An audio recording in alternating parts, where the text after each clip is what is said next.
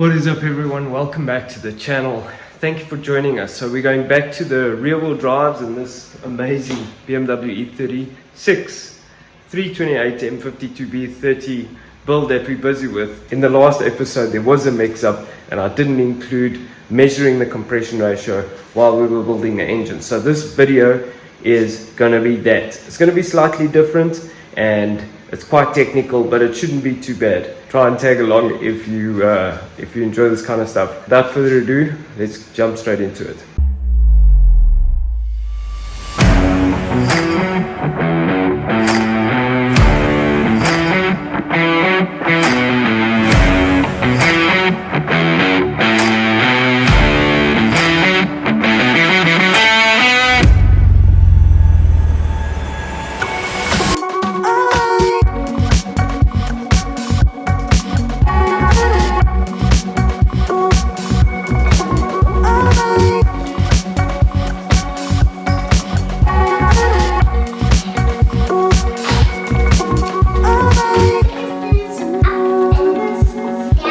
What we'll do is we'll follow the same process. We're going to put oil on the bearing cap, but we're going to use an ALP high pressure lube on the bolts, on the threads and on the bolt head to get an accurate torque value.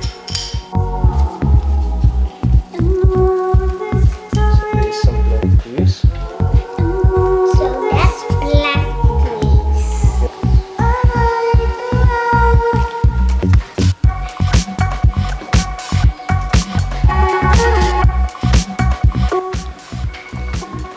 That goes with the little cutouts to stop it spinning at the same position as on the block.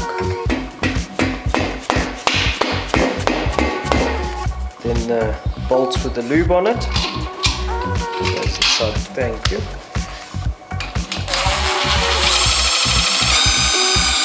Then we'll go through, put all of them in, torque it from inside to out, check that it spins, and then we'll move on to the conrods.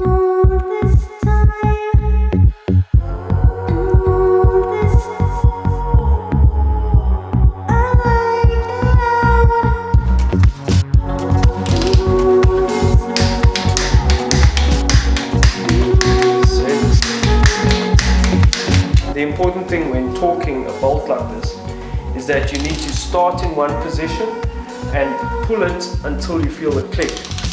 And so what you don't want to do is start, stop, start, stop, because there's a certain amount of force to overcome that initial friction that's required. So then that'll give you an inaccurate reading.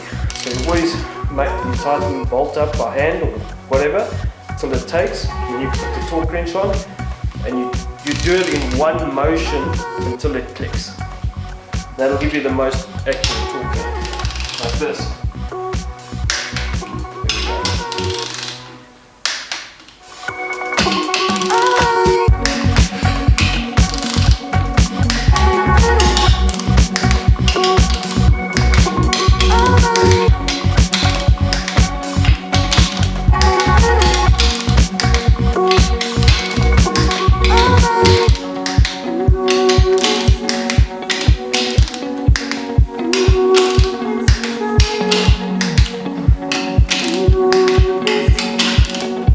It's also important to make sure that the crank is rotating freely.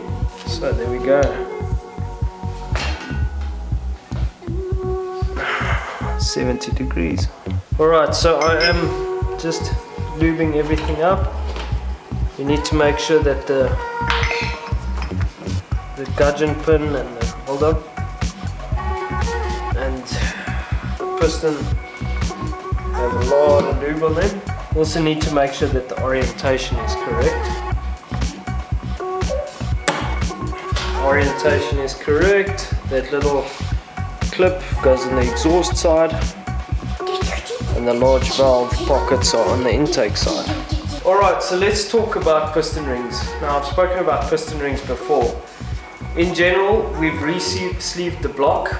It now has cast iron liners. Originally this aluminium block had aluseal coating on the liner.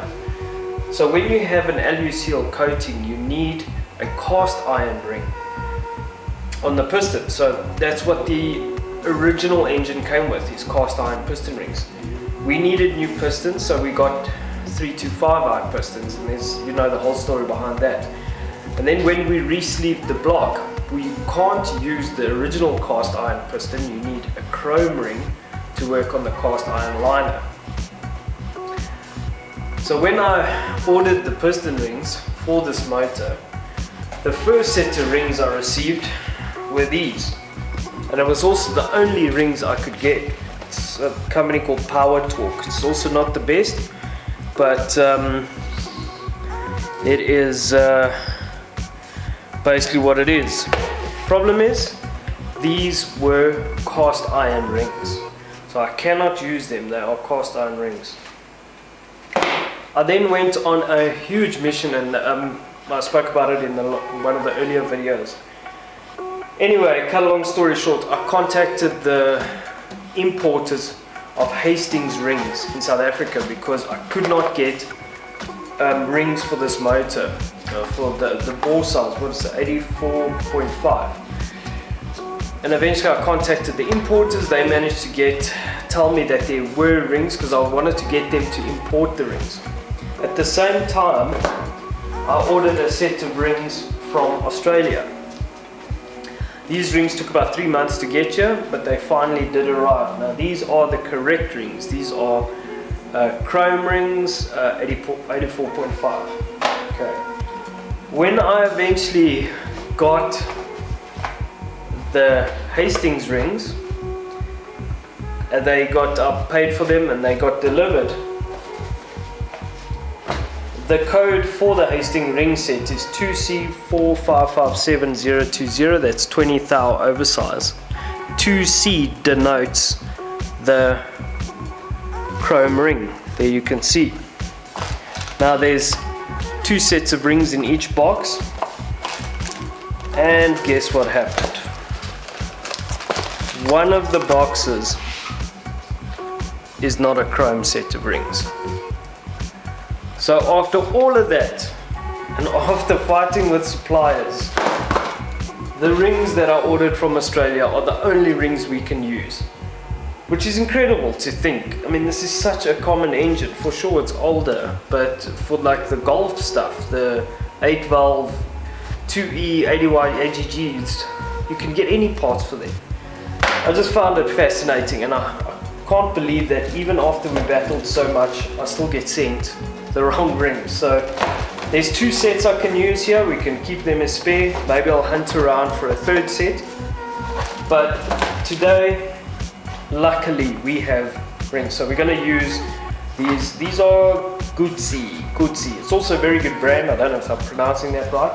I've always used Hastings. They're very, very good rings, very hard ring, but we're going to use these rings. So let's get to it.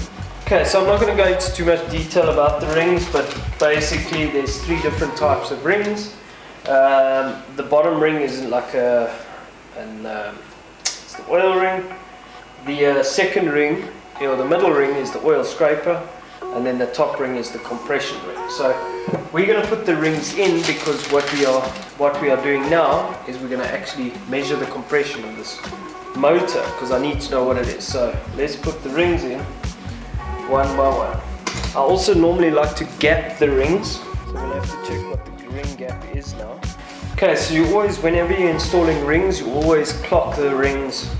In other words, the ring gap, you always put it 90 degrees to each other. So if I see that this ring gap is where the ring comes together, there, I'll put that this side of the gudgeon pin. Then the bottom one I'll put on the other side. That goes at the bottom of the piston. So easy to make a mistake. Look at that. So you've got to be very careful about things like that. See, very easy to get that wrong. So make sure it's not crossing over like what's happening here. Okay, now what we want to do is check the ring gap. These rings don't have a top or a bottom, they're all the same. So we are just gonna install the ring like that. We'll use the piston to push it down. Wow, that is closer than I thought. I started with 0.5 millimeters. That's what Hastings standard gap is, about 0.5. It's smaller than 0.5. It's close to 0.4. It's just a bit smaller than 0.4. It's in between 0.3 and 0.4, so let's go 0.3. Let's try 0.35. Okay, so that is 0.05 millimeters and 0.3. So that's 0.35. See there? It's about 0.35, which is tight for a standard motor. That is tight. So, but it's still acceptable for what we're doing here. So it should be good. Now what we do is we put the bearing in. Let's clean off these beautiful ACL bearings. These will go in now for the last time.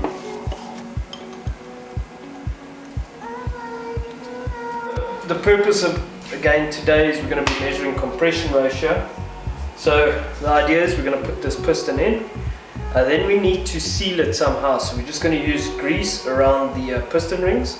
We're not going to turn the motor over. We're just going to put grease around the piston rings so that it can seal. Obviously, we need to put lube on the bearing first.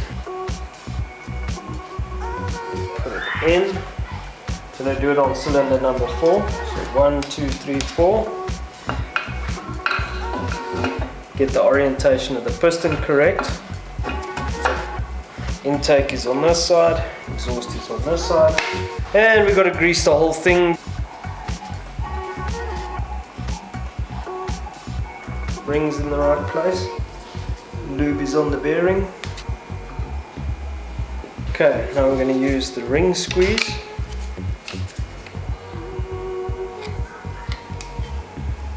To squeeze the rings down.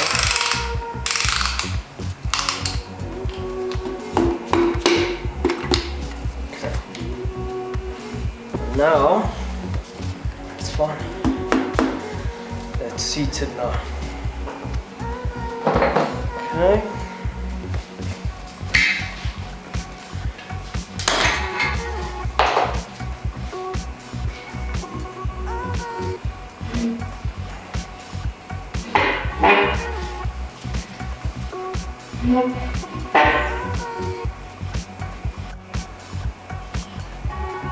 The reason I'm doing it like this is because I don't want to take the piston all the way down. It doesn't have oil on it. It's just got the grease on.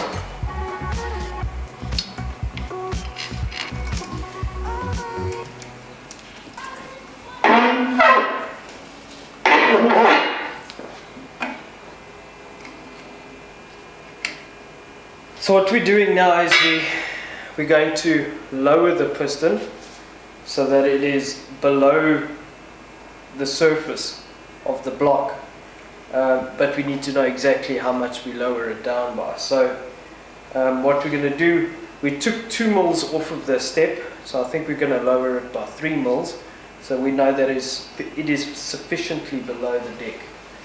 So let's check.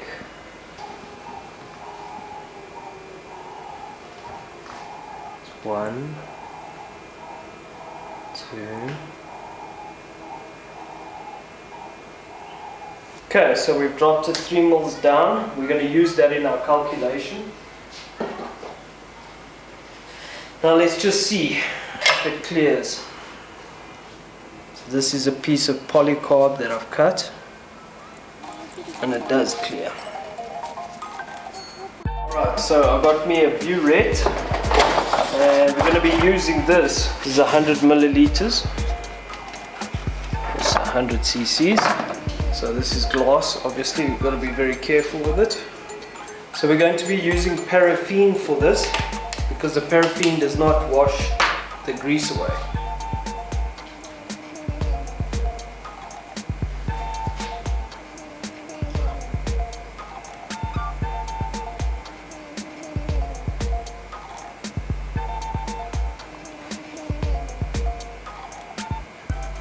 What's that? The difference from what it was full to where it is now. It's 16 mils. Alright, so I have a spreadsheet that I've made with the calculator. I'll probably link it in the description if you want, where we put all of the values in. So let's just put in what we've measured. So this is, how many mils did we drop it down? 3. Okay, measured volume was 16 cc. Okay, so now we've measured the volume of the block. That's exactly what we've done.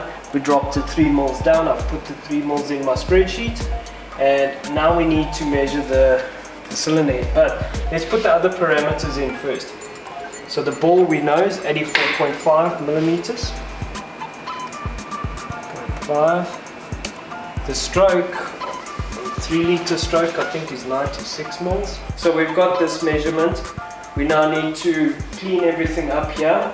So we can put the cylinder head down there, and we're going to basically do the same with the combustion chamber. We need to put the spark plug in, and yeah, let's see.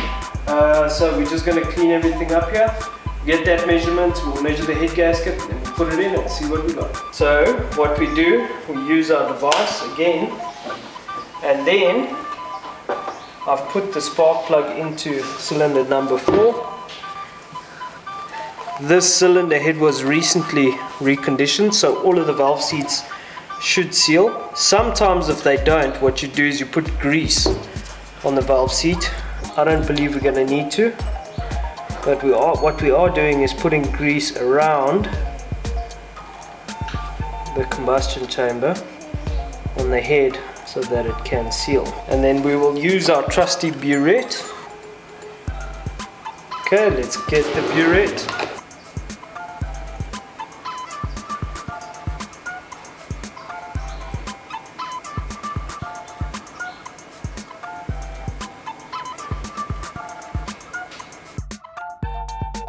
So you see 36.2 cc came down from there.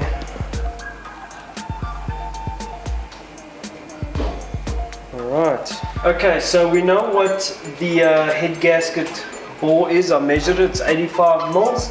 Head gasket thickness, that's compressed thickness, is around 1.9. And the last thing we need to put in is the cylinder head volume. So that cylinder head volume is 36.2, so we're going to put that in.